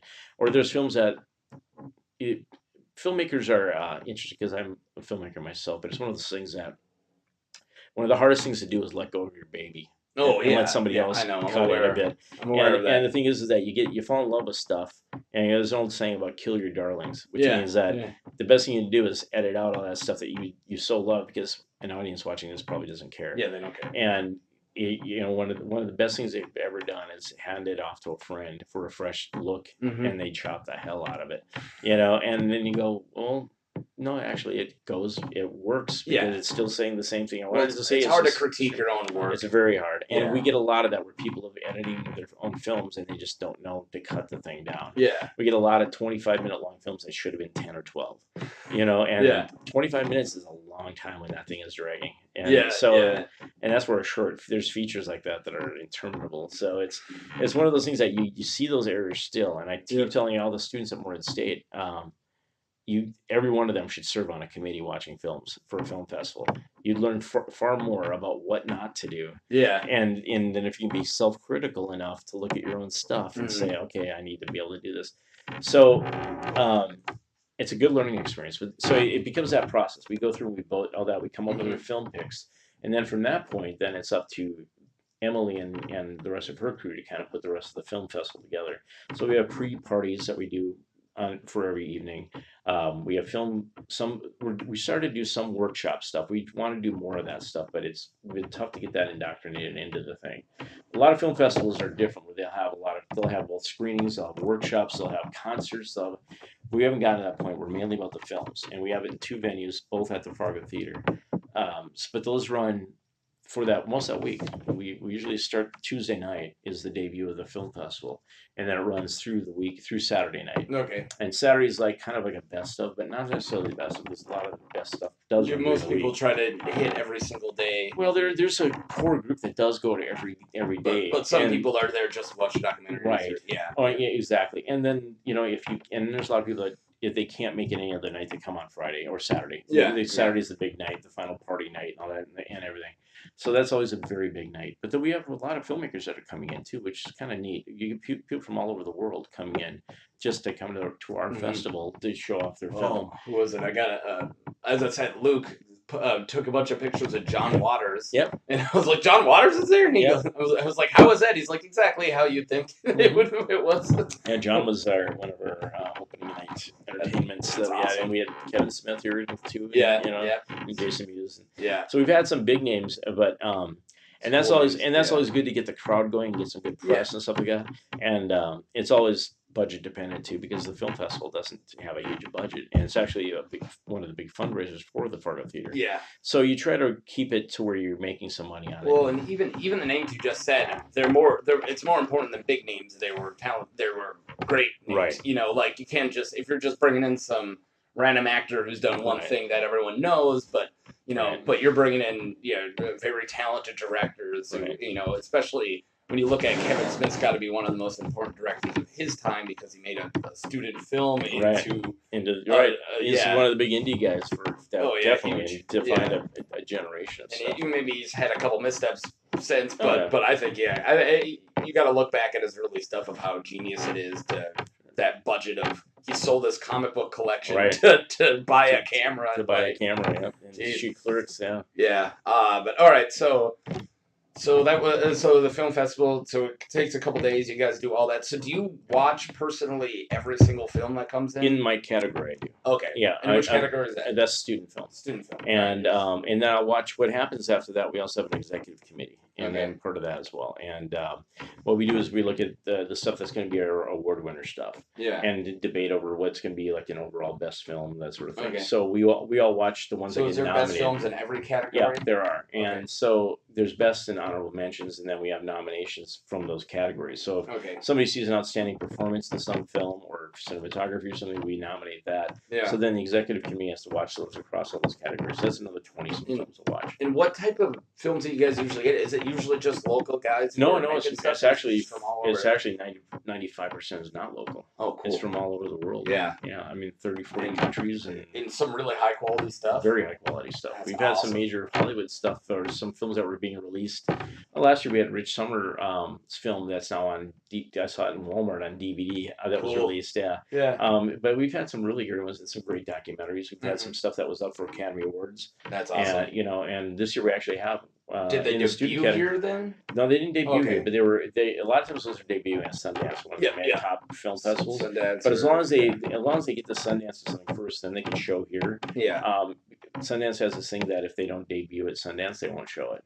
So a lot of filmmakers hold out their films for that. For Sundance, right? Yeah. Trying to get into Sundance, but that's a tough one. You got hundreds of films shown at Sundance, but there's 5,000 submitted to something. Yeah. So you run into that where you're looking for some really good content, and you're waiting for film festivals where like now that Toronto. Toronto, I was going to say, and then what's the one in Texas? Austin. You're talking about there's Slam Dance, but there's also there's Fantastic Fest, which is a genre fest. There's South by Southwest. I was going to say North by Northwest, South by Southwest. But you hear a lot of now Academy Award movies. There's some pretty big ones that go there. And South by Southwest is a mix of music and film. It's a big 2-week long festival. So, there's a lot of those bigger festivals where industry leaders go. They're people that are with their acquisition executives that work for the movie theater or for the distribution companies. They'll come there looking for films to buy, to purchase, and that's where so people make an independent film on a shoestring, whatever they can get, and then they're hoping to get a deal and sell their film. So that's where you'll see at the beginning, like Warner Brothers didn't actually make this movie; they just bought the rights, and then they distributed it. Because I remember when was it Sundance a couple of years ago? The biggest wave was the fact that Netflix was outbidding everybody because they were like, "All right, guys, we have actually more money than most studios now." So and they're still doing a lot of that. Netflix is still buying a lot, but they're learning that they can't just. It doesn't necessarily translate to Well, the problem with that is one specific movie. It was Beast of No Nation. I think was it. Yeah, so it was the Idris Elba, who I love. Very, very powerful movie, and it was like in every way like Oscar quality. And for some reason, I guess the guys who just at the Academy just don't own Netflix because it didn't get anything. They don't like Netflix because they think Netflix is destroying their industry, which in a way it is. Kind of streaming, and technology. Now Netflix is releasing everything. some of their films. Well, there's also Academy rules that they have to be in LA and New York for a week or two. Just to be qualified. At least in that year. And so, but if they don't go stream Beast of No Nation at some podunk theater in LA for 2 weeks. Well, that's what they'll do. That's what they do a lot of times. Yeah. People will just rent the theater for 2 weeks to show it, so it qualifies to be considered. But if it's being released straight to Netflix, the movie industry, which is basically controlled by the big theater companies, they're not necessarily going to give Netflix the time of day on that one. I know. No matter how good it is, Yeah, I mean, I understand why they're bitter about it, but at the same time, I always think of a scene in Beast of No Nation where I was like, that's got to be. It was a long tracking shot. I'm such a sucker for a long tracking shot. If I'm watching a movie that's like I'm gonna give it a 9 out of 10, and then right at the end I get like a 2-minute long shot. I'm like 10 out of 10. Here we go. And there's one in that movie it ends very heartbreakingly, And I don't know if you've seen it or know the scene, but it's just this really long and it ends in this just horrible way. Yeah. And I was crushed. And then it got no love at the Oscars. And I was like, that one scene right there, you put that in any other movie and it would have got love. You got to realize the Oscars are all politics, though. Oh, it's and that's the thing is that I gave up on them a long time ago. Yeah. They don't represent the best films or anything like that. I mean, I some of them are noticed there. I still watch it, but it's that grain of salt now. And my biggest issue with them, because I grew up, as a film geek and stuff too, but there's so many films that did not win Oscars that should have. Yeah. And then there's films that should have been nominated. Like when Dark Knight came out, that's one of the reasons why we went to 10 nominations now, because they didn't nominate Dark Knight. They're like, that blew away almost everything else that year. That should have been nominated at the very least. And it didn't. Yeah. And so now they've opened the door to, okay, we'll nominate these popular films. Well the popular that films pissed everybody off. I mean, the films like that and the Avengers that should have been up for consideration. Back when Raiders came out and Star Wars, I still contend they both should have won the Academy Award. I can't believe. Yeah, I can't believe Star Wars. Like these films that have completely changed the industry 100%. Even Avengers, just because they're blockbusters or they come out in the summer and not in the fall. And that's another thing. And they're popular films. That's the issue too. There's a snob appeal to the Oscars that drives me crazy. It drives me crazy. And that's why I've pretty much given up on them. Well, and everyone's now talking about Black Panther, of how amazing that movie was, and how they're bitter about the fact that they've added this Oscar category to possibly give it to Black Panther. Yeah, that was it. That's like a token thing, and it's like that's almost more of an that bothers me more. Right. Is you have 10 nominations. Half the time they don't even have 10. They have one more than they could have. Right. They have 6 or whatever. And if you do a popular one, and then of course Black Panther is going to get that one. Yeah. It's such you're taking out of contention with the others when it could have been. It's a participation trophy. Exactly. And that's come on. Yeah, it might as well not even do it. Yeah. And if it's not good enough for your snobbery, then don't. Right. We just be who you are. Be jerks. Good. I'm glad I got that rant. All right, so we got to move on past film festival. There's at least we're still doing good. Yeah. All right, there's at least 2 things I want to talk to you about. Sure. We'll start off. We'll end with Valicon. So let's talk about comiccon. Okay. As you can see, I got a stack full of comic books. The little smaller box right in the middle. Right. It's got to be more than $1,000 worth of pieces of paper, and then up there, that's where my first appearance of Punisher is in. Oh, hell yeah. It's beautiful, too. Nice. And then I got my Giant Size X-Men #1. And what I actually love about Comic-Con is the one here is I love to go and look for the obscure B and C villains that no one cares about and buy the first appearances for $1. Sure. Like I have first appearance of Master Pandemonium, and I was like, hell yeah, no one knows who the hell he is. I love him because he's like just a crappy X-Men villain. But yeah, so my wife now loves Comic-Con. We finally we get to do Valicon because I always work that weekend. Oh, okay. So we haven't done Valicon, but we do Comic-Con, and it's so different from any other convention. It's not the party that like HorrorCon or Valicon are. Right. It's very much like I save up a couple $100 and we go and buy books. Right. And it's got a whole other appeal to it, and I love it. Well, it was started as a vendor show originally, and that's the whole point was to do a vendor show with some programming. And we started their first Comic-Con was at the old gas lamp or gaslight Eastgate, the old Eastgate across from Memorial High School, and it was now Gio's Pizza, and it's closed down since. They had this event center in there, and we maxed it out right away when we did it. And the first weekend we did it, though, we had a blizzard the day before, but we still had 200 people show up for the event. We were amazed. We were like, okay, well, there's obviously a demand, because our whole point was let's do something when it's just crappy out, when there's nothing to do, and it's late. And it's a good time for it. Yeah, the last weekend of February. It's like there's nothing going on. There's absolutely nothing to do, and it's a dead of time. I said the only issue is going to be weather, and that really isn't that big of an issue. So then the next year we moved to the American Legion downtown, the Pickled Parrot, where that's at, and that was a blast. But we maxed that out right away. So then you're talking about these small venues. Yeah, well, I mean, we were just trying to find a venue that we could get for like $100, and set up. And so then we went to the Doublewood, where the Ramada now that we were at with Valicon. And we went into the small rooms, the walnut and birch, which are in the middle rooms, and we maxed that out right away. So we just had to move to the big room at that point. So we moved over to the big room, and we've just grown ever since. Comic-Con is one of those things that we like keeping it the way it is. People have been bugging us to make it a 3-day convention, but the problem is the prices go up exponentially in doing that. Yeah. And we like keeping it's a $7 ticket to get in, and I didn't even realize it was a ticket. And it's like $5 for kids, and under 5 and under is Yeah. free. So we like keeping it like it's so cheap to get in that it's less than the cost of a movie. Mhm. People bring their whole families and wander around for the day. And our bigger issue is just getting more things for them to do. So now we're expanding that part of it. So we're having a lot more programming. Yeah. But we still, the big vendor area is one of the main attractions, just to come in and shop. But then we also have Paradox as a big comic block for 2 hours. Yep. Comic Junction does stuff. We have we always bring in either a comic writer or artist. And this year we have a writer already booked. We're working on an artist. Aside from all of our regional guys that come in, because we have a big artist alley too. We started. Yeah, and I love the artist alley.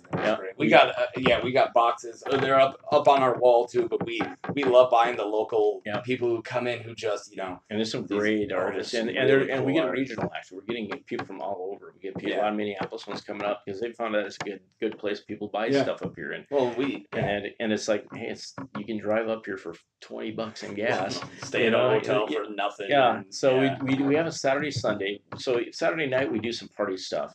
Yeah, but it's not like the parties that we do at ValleyCon because we don't do the poolside stuff. Yep. For one thing, it's the hockey weekend. It's the hockey tournaments are on, so the whole hotel is booked up with hockey kids and stuff, which is great but none of the event space is used. So it works out great for us because we don't care about the hotel room stuff. We just have 4 or 5 in case for vendors and stuff like that. But otherwise, the party situation, we do it like what we used to do. The old days when ValleyCon was, when I was a kid, when ValleyCon started, and I remember going to ValleyCon 3 at the Sons of Norway. That was the first place I was at. The first couple of years was there. But it used to just be that conventions didn't used to have the party rooms and stuff. It was one big room. And now that's like half the reason of a convention. Well, except now, alcohol liability is getting into a lot of these conventions. In Minneapolis, they're cutting way back on that stuff. Yeah. And we found to have to be more stringent on that, too. So it's one of those things. We'll see how it goes. But we have so much programming in ValleyCon that goes on through the evening that the party rooms don't even see people till 1:30 in the morning. Yeah. Because we have stuff going on through that time, with all the event stuff we have going on. But, the party rooms are still active. They're still going to be run. But for Comic-Con, we just have one main one. So we do the main room. Well, and as I said, I'll go to ValleyCon or CoreCon for the party, but it's very much Comic-Con. It's a lot more about the comic. Comics, and then we're doing more cosplay stuff. We have a big costume contest for the kids. Which is always and then we have another big one at night. Now that's getting very large. My nephews still had their Ninja Turtle costumes. Oh, nice. And then I just happened to be doing it, and I told my dad, "Oh, I'm doing this Comic-Con thing," and then he lives in Lisbon, and he just looks over at my nephew. He's like, "You guys want to go to a comic book convention?" And I was like, "Yes." And then they came up. I didn't even tell them. They came. They decided to dress as their Ninja Turtles, and then they did the little kid costume contest. Nice. And it wasn't like it was all store bought. Just their Halloween costumes. But that's half the fun. Yeah, it was something fun to see. Like a second Halloween of all these kids running around dressed up. And that's part of the thing is just to celebrate the stuff. And that's why we want people to dress up. We actually give prize. Every kid that gets into it gets a gift certificate so they can actually go and spend it in the vendor room. And it's one of those things where it's kind of a service to also the industry to kind of keep people interested and involved with it. And so Comic-Con is a nice laid back convention, totally different from the other ones. Yeah, I love it. And we've actually started moving ValleyCon a little bit in that direction. ValleyCon is still a party convention, but it's also a very hardcore programming convention because we bring in the big name guests and the authors, artists, and actors. And we just had Sam Jones, Flash Gordon here, and this next year is Lou Ferrigno. We got the Hulk. You got Lou Ferrigno? I met him at Emerald City Comic Con in Seattle, and I shook that dude's hand, and it went up to my elbow. Oh, he's a monster. Massive. He's 67, and he looks fantastic. Oh, yeah, he could so pull ripped. off 50. Like, Jesus. He's a great guy, and so we got him coming next year, and we always bring in like a New York Times best-selling author, not just a regional author, somebody else, a major artist. And then we're doing even more programming. So we have Graham Wiley from Concordia coming and doing his mad science stuff. And so we got a wide range of stuff. So ValleyCon's gotten to be like that, where we've even changed the pricing. It's not geared so much towards a 3-day convention ticket. Yeah. We have day passes through ValleyCon that are like $10-15. Yep. So we're getting in this last ValleyCon, we had almost 2,000 people at. So I mean, the numbers are far greater on that end of things on what we do in that respect. We were really sad we missed it this year. Yeah, we both worked, and I got a lot of friends who I love the and we don't have to speak on it, but I love the rivalry of Core versus Valley. It's not really a rivalry. They started off They started off in a way to do their own thing, which is great. Yeah. I totally encourage that. But there's a few members of them that have always had a bad attitude about Valley. But let's on that. I was going to say yeah. the people do have one where you have people have their favorite. Where I'm like, hey, you're doing the CoreCon. They're like, I do ValleyCon. I'm like, all right, man. My whole thing is like doing both, guys. Do both, I've always said that from day one. Doing both. Why restrict one to the other? It's not like you guys have it on the same weekend. No, they're totally opposite. And in that respect, we've kept things separated and all that stuff. No, they're Memorial Day weekend, and I definitely want to do both, but it's getting out there. It's getting the weekend. Well, and they're more into gaming. Although we've seen a big increase in gaming now too, where we ran out of space for gaming, so we're increasing that this next year.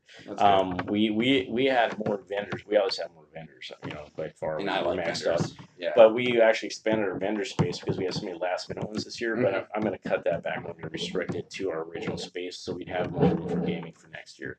And we're going to stay at the Ramada. We like the place. The place works with us very well. They moved over to the Holiday Inn last year, and they're going to be back there again after this year, apparently, from what I understand. And that's great. I like that space over there, but again, the bill is very high, and I like to keep our admission price low. I want to get as many. Our whole point is we're nonprofit. We're here to promote this the genre with people, get more new fans. We're there about indoctrinating new people, so the more people we can get to come in that aren't afraid to come in and have fun, the better it is. And it's hard, especially if new people see $40 to get in, and they're like, I don't spend that much at anything. What am I? And they don't know what they're getting either. Right, they think they're just going to walk around. And that's hard to sell that. You need to be able to have them sample it and try it out and get involved, and then they'll buy the 3-day pass later on. But that's what Comic-Con did with my wife. Is she wasn't really nerdy at all when we met, and she didn't know it. She had all the she had all the passion. She had she was into a couple different cartoons. Right. I didn't get her in the. I had to get her in the comic book. She didn't know anything about Pokemon, and I got her into all that stuff. And now she's as big as a nerd as I am. Nice. And it's fantastic. And bringing her, she was so apprehensive at the first Comic-Con, and especially because she knew how much money I'm gonna spend. And I remember this is the best one. I told her, I was like, hey, what's our budget? And she goes, I don't know, for comic books, this is our first year. And I was like, yeah, what do you think? And she's like, I don't know, $100? I was like, you gotta jack those numbers up. What do you think? And she's like, all right, no more than 3. I said, okay. So after I spent my 3, she now it's like, oh, we should buy this thing. I was like, we're already past our budget. If you get into collecting, because we have some comic book vendors that come up with the expenses, and they're incredibly good stuff, like silver and golden age stuff. We bought, but those are not cheap books, but they're really nice. And man, we saw some really beautiful back when Shazam was called Captain Marvel. But these really old, fun comics, and you'll look at them, and they're in just these great condition. You're like, this book is my grandpa's age. Like, holy. But then the next year that we went, I asked her, like, we had a pretty nice payday. I think it was right after taxes or something. And I was like, all right, what's the budget? She's like, no more than $700. I was like, there you go. Now we're talking. And we didn't even meet at that time. But that was the day I was like, all right, I'm walking in and I'm getting me a first appearance of Punisher. And that's what I did. And that's because I have my bucket list of books. Sure. And I'm not even close to completing them. But X-Men #1 I still don't have, and that's got to be up there. And now it's skyrocketed. I sold all mine years ago. I should never have done that, but Well, now the prices the prices insane. The last 10 years they've skyrocketed. Like something that you can never predict, which is great because I bought them just a little bit. I got like a first appearance of Apocalypse like a year before that movie came out, and then I look and now it's huge. I got a lot of really nice books, but I walk in with my small little bucket list where I was like, all right, today I'm walking out with Hulk 181, and then I gotta look for it and find out which one I want. Decent quality, but I could care less if it's missing a back page or whatever, as long as if the cover looks good and you get the rest. I'm not opening it. Sure. I'm not gonna read it. Right. You can always find the reprint to read later. And then I got being a comic book fan, you always have these little weird ones where a book that you've only read on trade paperback, and then you're like, oh, that's the first one. You buy it for $0.25. No one else cares about it. Like the first Young Avengers #1 that no one cares about, that I love. Well, it's fun to do too. There's some vendors that have like really inexpensive, like 20-cent comic books there and stuff like that. You just go go there, you just load up on a pile of stuff and just to read. And especially if you got these weird nostalgic ones or ones that you just love the cover of and you can find for. There's an Avengers. So it's famous for the cover. It's not too huge on the book. I'm trying to. I want to say it's 151, but I might be off. But it was. Captain America and Iron Man are trading in the new stock of Avengers, and he's saying face front. Right. He's like face front Avengers. I found it for $0.25. Wow. And I love it. And it was like, wow, this is this one, huh? I'm trying not to show how much I love it. Exactly. And I love the haggle too. Yeah. Because it's always fun. And so you go in there and haggle with the vendors and stuff. Yeah. So I know you want 500, but I was thinking more like 50. All right, asshole, let's do this. And I love walking up, be like, all right, my wife said I can't spend more than $3 on this, and they always tell me, shut up. And I love using her as my catalyst when she doesn't care. She gave me a $600 budget, and I'm like, she told me I can't spend more than $100 on this book. And then she'll try to walk by, and I'm like, don't get out of here. You're about to get yelled at. Like, I'm making you the bad guy to get a cheaper deal on this book. That works. Or she'll tip your hand. She'll walk up, be like, yeah, no, that's a fair price. What'd you just say? Yeah. Dang it. Don't ruin that. And I always now, especially Comic-Con, but I always say if I'm gonna dress up, I gotta go 2 days. Yeah. Because I can't haggle costume. Right. It's so weird. Yeah. Like somebody's wearing this weird costume, trying to be taken. Well, sometimes it's best. The only danger is waiting till the second day is it might not be there. Gone. Yeah. But the second day you can get the best deals because that's when they're packing up and they don't want to take it. Yeah, so. That's true. And there's a lot of people that wait until 2 hours before we're gonna close and they come in and they just go nuts then. And, Well, there is that little rush right at the end. And I did that one year on accident. I was just working and I had to go in. I tell all the vendors, I say, even if it's a slow Sunday, wait. Just at 2 o'clock, you're gonna get very busy. And that's good. But or how many times do you hear, oh, I just had that one. Right. It's like, did you really? Yeah. I've gotten to that point where I don't collect as much anymore. I still pick up some new books here and there. But every once I'll look around for something, and one vendor had a collection of Tomb of Dracula, which I had all of them, and I have the reprints, but he had all the special edition ones that were printed later, and he had them bound together as one thing for $30, and I got it for 20 from him. Nice. And just because he wanted to get rid of it, I said, I'll take it. Was that first appearance of Blade, Tomb of Dracula? Well, originally in the originals was. Yeah. But awesome. Yeah, that's got to be a good book. Yeah. And that's another thing is I know you're not supposed to. I try not to ever open them and read them, but there is something special if you. I read them though. Yeah, I'll read them once. I'll be very careful. I do it once. If they're CGC, then I wouldn't touch them. Oh yeah. But if they're just in a backer board or something, I'll pick them up and read them. But I'll be real careful. And God, what was it? It was a Steve Ditko. It was a Strange Tales, or it was a Doctor Strange. It was a super old one. I got it, and it's gorgeous. Nice. It's a very beautiful, beautiful book from the 60s. And I opened that just to see the pages. Right. And I bet I could just take one. I bet I could just rub my fingers and waste away the page. Yeah, you gotta be careful with some of the old ones. Or I have Submariner #1, which is a super old book, and that was looking at the pages of that. I felt like as soon as I opened it, I'm like, I'm gonna put this back in. It's a book. Like I could just shake it. My old collection, I had Batman number 38. Yeah, that's the oldest one. It was in ratty shape, but it was still from 1943 or something like that. Jesus. And it was just cool to have that book, and look at that and see the ads that were so different from stuff that I grew up with and everything else too. But it was very cool having it. I sold all that off a long time ago, which I never should have. Yeah. I sold it for 10% of what it was worth. Yeah. Well, especially no one could have guessed that. As soon as this generation that grew up being nerds, now that we have millionaires who are nerds, now it's like classic cars. Mm-hmm. I talked about it with Rich when I had Rich on the podcast, but of just no one thought that comics could skyrocket again. Yeah, it wasn't until there was a rush of that stuff in the 80s into the early 90s. And then they overprinted in the 90s. Yep. And it kind of killed the market, and now it's come back again. But the crappy thing is it isn't doing great for weekly books. Are doing really bad right now. And I'm the problem of that. I'm not buying weekly books anymore. Well, part of my issue is I'm not a big fan of how they're being written. And some of the art doesn't throw me. I grew up with Neil Adams, and then I love Jim Lee's stuff. Oh yeah. I mean, I go for art and good storytelling, and I saw I know Marvel's changed now, but for a long time Marvel stuff looked like I couldn't even crack it open. It was so bad, so I just gave up on it. And so I'll follow general more artist stuff and art. Yeah, and then you've got there's writers who I follow, but the thing is, right now, I think it was like literally what probably did it for me is I now have HBO on my phone.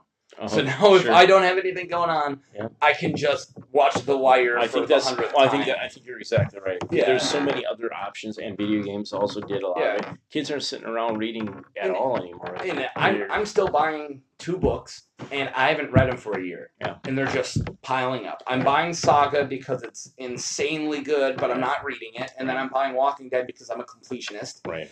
And because I already have 100 copies, what am I going to do? Stop? Yeah, I know. I started with the new 52 back then. I started getting a bunch of those sales. I've kept Batman and Detective. I had a bunch of those. Yeah, and I'm still going on those, but I haven't cracked them in a while. Yeah, I've got a stack of them. Well, you talk about artist and author duo on that Batman. Holy Snyder. crap! Yeah, Snyder and what's his last name? Capullo. Yeah. Holy crap! That's a good book. Yeah, really good book. See, my favorite Batman artist, other than Neil Adams, and Jim Lee, was Marshall Rogers back in the early 80s. He did Batman very new art. I mean, a lot of the Batman movie stuff with Michael Keaton was taken from his designs, especially the Joker with the 1940s look and stuff.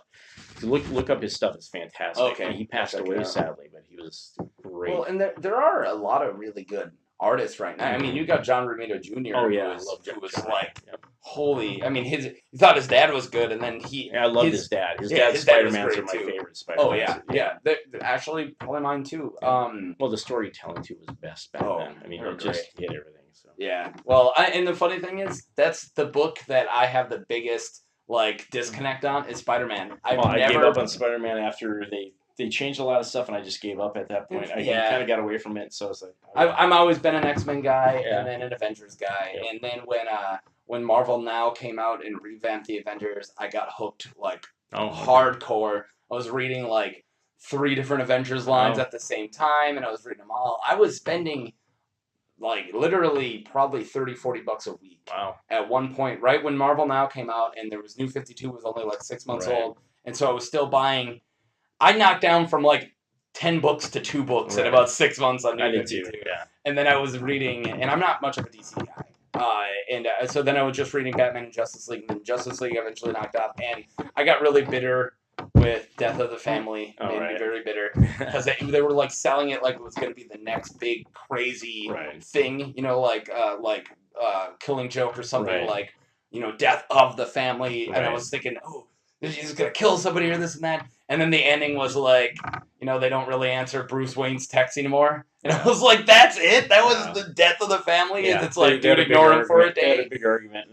An awkward Thanksgiving. Yeah, and an awkward thing. That's literally what it was. It was the ending was an awkward thing. Well, they've done this so many times with comics where they've oversold the big somebody dies crap. And I just gave up on all that crap. I was just like... And that got me out of it. And then somebody was like, the next Clayface arc. I'm like, don't care. I didn't get back into it, so and then come up with some good writing instead of gimmicks. I feel like I stuck on Marvel longer than Rich was surprised I was still buying as much as I was. He was telling me I was one of the only guys. Because Marvel really dumped for a while there for a lot of people to get out. I was still liking it. I try not to bring politics into my comic books. I just don't. I want good writing and I want good art, and that's it. And I don't care of the social justice, whatever. If you want me to have a Kamala Khan as my Miss Marvel, give me a good story. And they did. And that book ruled. And then it was everyone's getting mad about Girl 4 and this and that. And I was like, as long as you're giving me a good story, I don't care. They're not real people. No, I agreed. Yeah. Agreed. Yeah, but at the same time, I understood the whole point of you're screwing everybody over. That's but I always thought, and to me, it was like a gimmick. Okay, you're just dumping all your old crew in for this crap, and you're telling everybody go after yourself. So I'm like, okay, then hell with you, Marvel. Yeah. There was a lot of that, and that was it. Is I probably would be okay with it if they weren't so the go after yourself. Yeah. If they're just giving me a book, but. They did it a lot, even back in the 60s and 70s, where they would have a new Captain America for a month, and then you always know Steve Rogers is coming back. And I always said, you always know Thor is going to be Thor again. Back, They're never just going to change it completely. I just get tired of the gimmicky stuff. To me, it's like, if your whole thing is let's gimmicky this thing up, because you can't think of anything you're not selling it on. Then you're not a good writer if you can't think of you're not selling it on the story. Right. You're like, if you can't make this original character interesting and the story's without soap operaing. Right. It's exactly right. This bad soap opera writing is what you're doing. Yeah, and that gets really annoying. It's like TV shows that do event crap and nothing else happens. It's like so hard to watch it for that reason. It's like all right, well, I think we nailed it. We did good. Is there anything you got coming up you want to talk about? Well, we've got Comic-Con in February. We got the Kids Fantastic Film Festival. Our first one will be early March, actually. That'll be the same weekend the original Fargo Film Festival is, March 2nd. Yeah, March 1st and 2nd. That'll be at the Fargo Library and Fargo Theater for the day on Saturday. Okay. And then we've got, let's see, we got so much stuff going on. We're planning for ValleyCon right now. We've got the Fantastic Film Festival next September. You're planning for ValleyCon when it's 11 months out? I'm planning for the next ValleyCon after that already. Yeah, you have to. When we had George R. Martin here, it took me 3 years to get him. Oh, well, I had to contact him with 3-year advance notice. Was he like a diva? Was he like, he was I want shaved ice in my drinks? A little bit, but not too bad. We got him. Literally, he went from Fargo to Ireland to start shooting Game of Thrones. Jesus. That's when we got him. Jesus. Well, I mean, if anyone's allowed to be a diva, it's the most successful. He has this group that kind of travels to every convention he goes to, and they set up a special room and everything. So that was kind of. They lay down the flowers for him to walk on. They decorated the whole room as a throne room kind of thing. Oh, that's funny. It was cool, but it was kind of interesting, but they were kind of like trying to hoard him to themselves. They said he's a guest for the convention guys, you know. Yeah. And so we had to deal with him with that respect. That's funny of like the idea of a nerd god just showing up and his disciples. And we joked about back then he was dragging his feet and getting the 5th book done, and now it's like Jesus, George. And I don't need enough time. We have to invent a different word than dragging our feet. For this one, I just had a conversation with my wife because she reads the books, but so it was something about he was going, this isn't a normal book. This is 12 storylines that all have a main character that start, they all have to have a good arc that all arc at the same time, and then they have to interweave and this and that. And then my wife, who was probably joking, she had a couple of drinks in her. She's like, "No one asked for that. I don't care.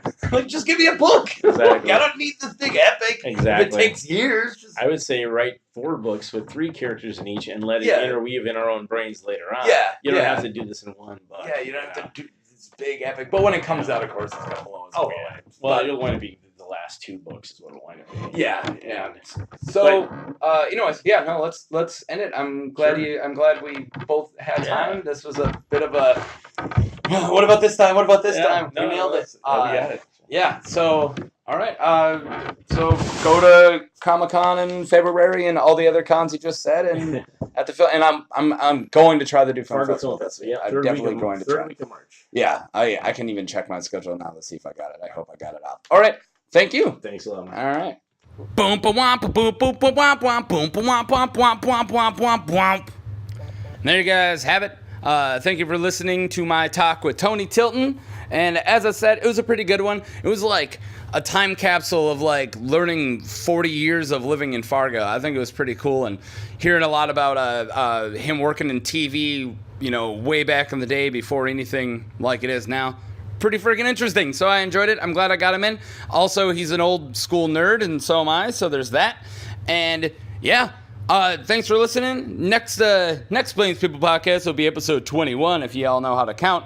It's going to come out December 2nd. We're not 100% sure who I'm talking to. We got a couple people possibility, but I don't want to lie to you, good people. So yeah, just get ready for it a week from today. And thank you for listening to Plains People podcast. And we got through October, which stinks because it's my favorite month, and we got through Thanksgiving. So I hope you guys are ready for horrible Christmas music and elves on the shelves and Will Ferrell elves and everything else. So enjoy all that. Merry cheer. Have a good one.